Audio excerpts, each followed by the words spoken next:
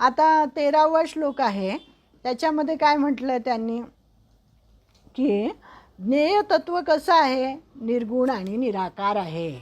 आणि त्याचं आता निर्गुण निराकार म्हणजे इथे सत असत, नंतर काय आपण बघितलं अमृतत्वाची प्राप्ती वगैरे, हे सगळं निर्गुण निराकाराचं वर्णन होतं. आणि आता पुढच्या श्लोकामध्ये 13व्या श्लोकामध्ये त्यांनी निर्गुण निराकाराचं वर्णन झालं. आता सगुण निराकाराचं वर्णन केलेलं आहे.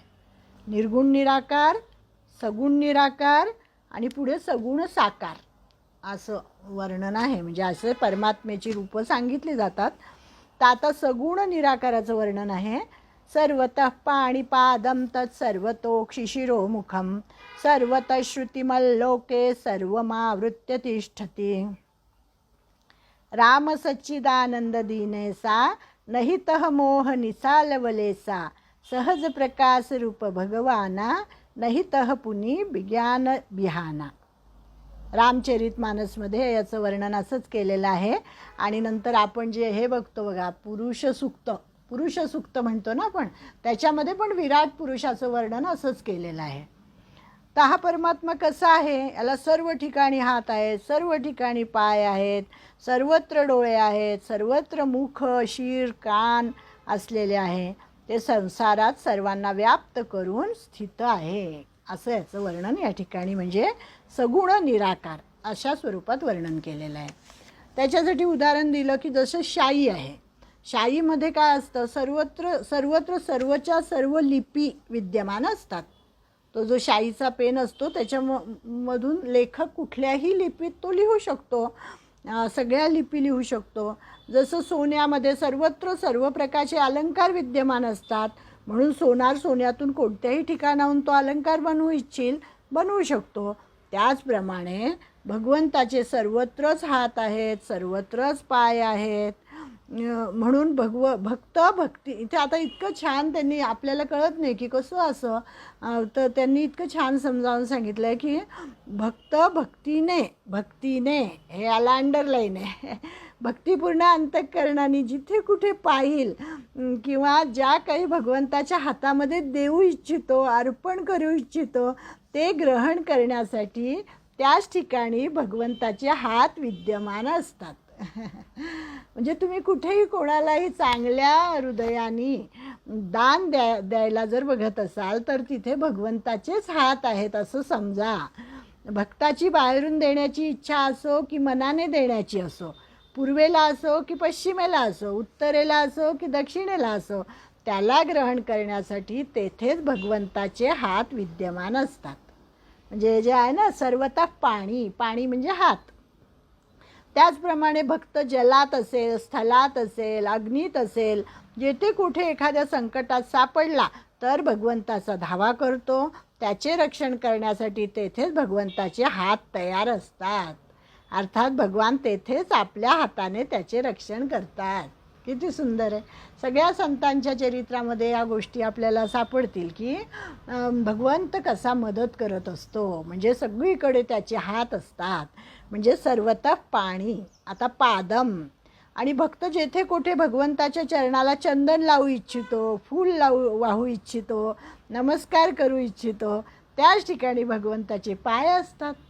आणि हजारो लाखो भक्त एकाच वेळी भगवंताच्या चरणांची स्वतंत्र पूजा करू इच्छितील तर त्यांच्या भावनेप्रमाणे त्याच ठिकाणी भगवंताचे चरण विद्यमान असतात.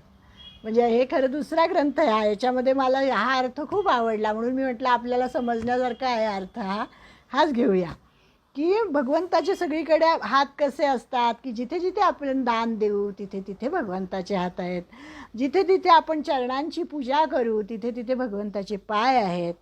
आता सर्वतोक शिशिरो मुखम, भक्त भगवंताला जेथे दीपक दाखवतो म्हणजे आरती ओवाळतो, त्याला दिवा ओवाळतो, मग तिथे तिथे भगवंताचे डोळे आहेत असं सांगितलं आहे. भक्त जेथे शरीराने अथवा मनाने नृत्य करत असतो तेथे भगवान त्याच्या नृत्याला पाहतात. म्हणजे तात्पर्य काय की जो भगवंतांना सर्व ठिकाणी पाहतो भगवंतही त्याच्या दृष्टीआड होत नाहीत. जे तो भक्त भगवंताला पाहतो तसा भगवंत पण भक्ताला पाहत असतो. आम्हाला नेहमी सांगतात अनघाताई की दोन डोळे आपल्याकडे नेहमी पाहत असतात. मग आपण चांगलं कर्म करतो आहे का वाईट कर्म करतो आहे.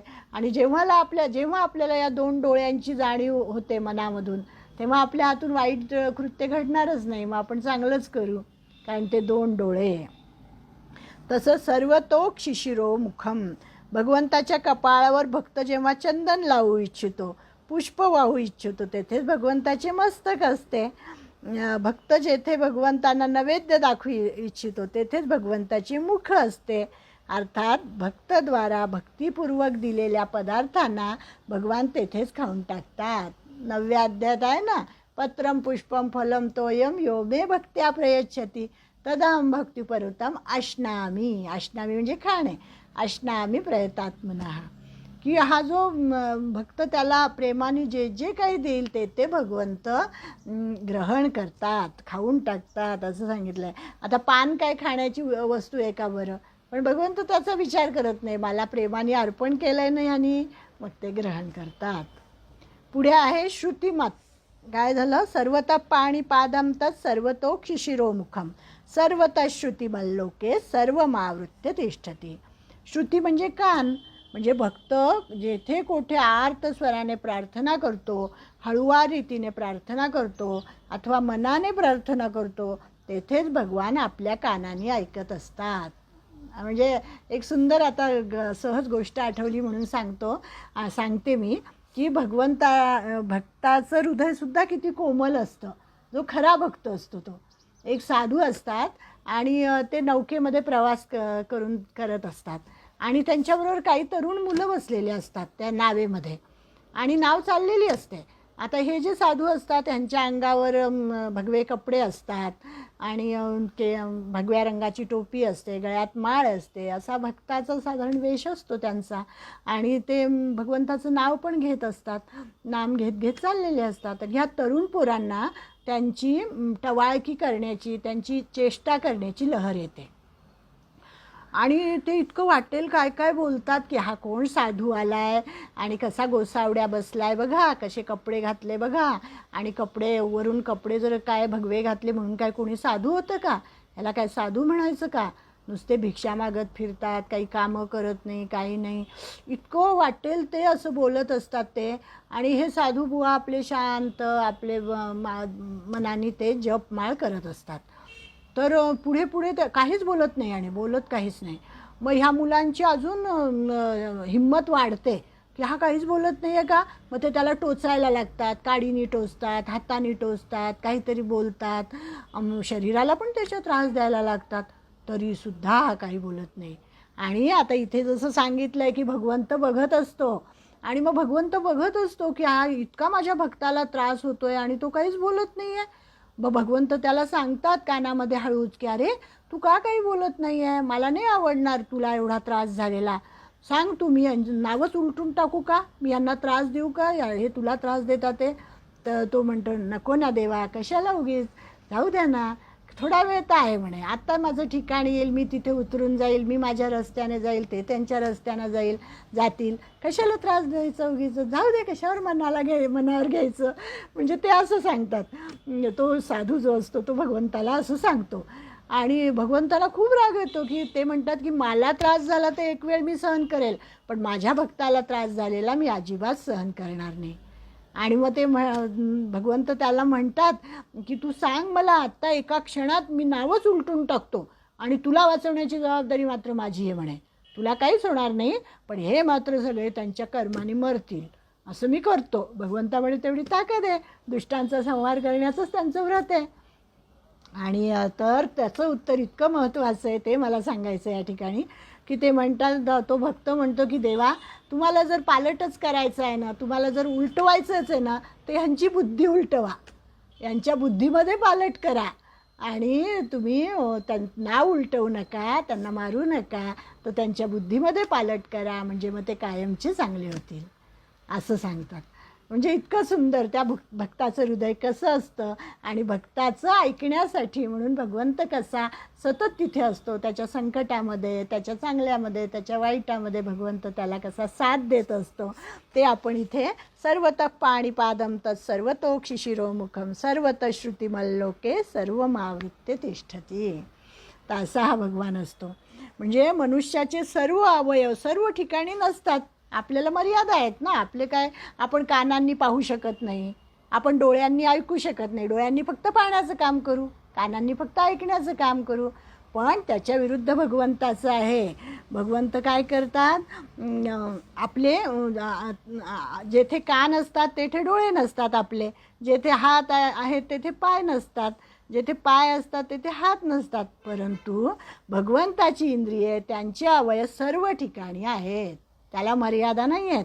म्हणून भगवान डोळ्यांनी ऐकूही शकतात, बोलूही शकतात, ग्रहणही करू शकतात.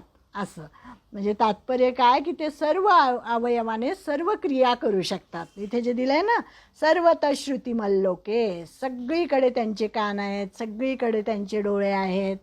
तात्पर्य ते सर्व अवयवाने सर्व क्रिया करू शकतात, कारण त्यांच्या सर्व अवयवात सर्व अवयव विद्यमान असतात. त्यांच्या लहानातल्या लहान अंशातही सर्वची सर्व इंद्रिय असतात. एकांशेन स्थितो जगत, असं 10व्या अध्यायाचा शेवटचा श्लोक आहे, की त्यांनी सांगितलं माझ्या एका अंशामध्ये हे सगळं जग आहे. भगवंताचे सर्वत्र हात, पाय, डोळे, शिर, मुख आणि कान असं म्हटलेलं आहे.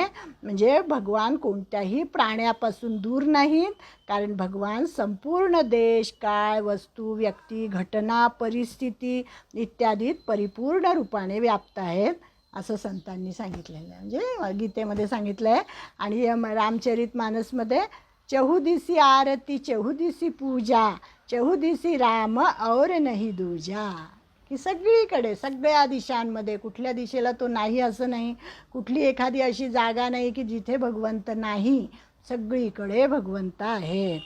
म्हणून त्यांनी संसारी मनुष्याला ज्याप्रमाणे बाहेरून, आतून, वर, खाली सर्वत्र संसारच संसार दिसतो, हे उदाहरण परफेक्ट आहे, की आपल्याला सगळीकडे संसारच दिसतो. आपण यात्रेला जरी गेलो तरी आपल्याला घर आठवतं, आपल्याला मुलं बाळं आठवतात, कारण आपल्या आत बाहेर सगळीकडे तो संसारच भरलेला आहे. संसाराशिवाय दुसरं काहीच नाही. परंतु परमात्म्याला जो जाणणारा आहे त्याला मात्र सगळीकडे परमात्माच दिसत असतो. म्हणजे त्या साधूला नाही का, त्या मुलांमध्ये सुद्धा परमात्माच दिसला. कितीही त्रास दिला त्या मुलांनी तरीसुद्धा तो त्याच्यावर काहीही बोललेला नव्हता. म्हणजे असं त्यांनी सांगितलं आहे, की सर्वतः श्रुतिमल्लोके सर्वमावृत्य तिष्ठती. आता सर्वमावृत्य तिष्ठती म्हणजे काय, की अनंत सृष्टी आहेत, अनंत ब्रह्मांड आहेत, सगळीकडे व्याप्त आहे ना परमात्मा. तर केवढं मोठं हे आहे, अनंत ऐश्वर्य आहे,